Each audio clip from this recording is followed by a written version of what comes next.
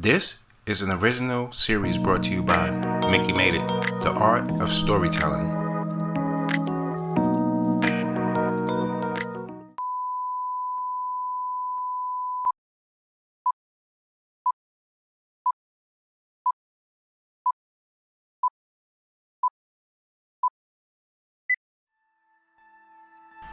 Welcome back to another episode of Whip Media TV. I'm your host, Whip Media Mickey, aka Mickey Made It. If you're new to the channel, you know what to do to the channel. Subscribe right now. Join the Vibe Tribe. Okay, Vibe Tribe, today's episode.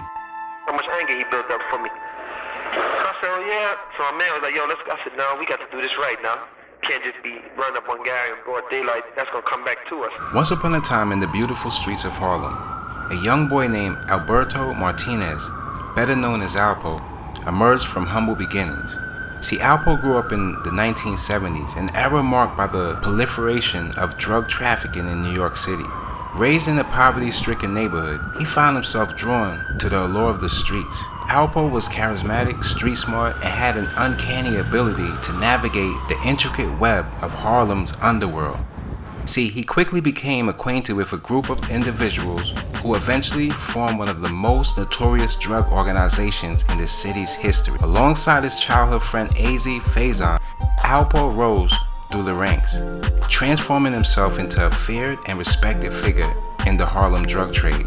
See, Alpo's empire thrived, and his influence extended beyond the boundaries of Harlem. His flashy lifestyle, filled with luxurious cars, lavish parties, and high-end fashion, became a symbol of his power and wealth. The streets claimed him as a kingpin, while others feared him as a ruthless enforcer. However, as the 1980s rolled in, cracks began to form in Alpo's empire. Rivalries escalated, and violence invaded the once glamorous drug scene.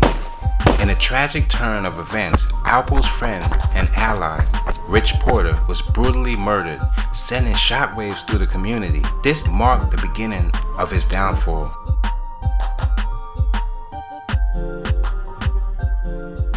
See, Alpo's empire started to crumble under the weight of betrayal and mistrust. His lavish lifestyle, once a symbol of his triumphs, became a liability. Law enforcement agencies intensified their efforts to dismantle the drug trade, and Alpo found himself on the radar of the federal agents. Desperate to escape the clutches of justice, Alpo made a fateful decision. In 1991, he became a government informant, providing crucial information about the drug underworld he had once ruled. In exchange for his cooperation, Alpo was granted a reduced sentence and entered the Witness Protection Program. His fall from grace was met with mixed reactions.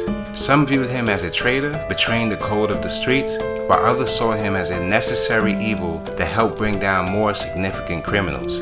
Alpo's decision to cooperate with the authorities forever stained his reputation.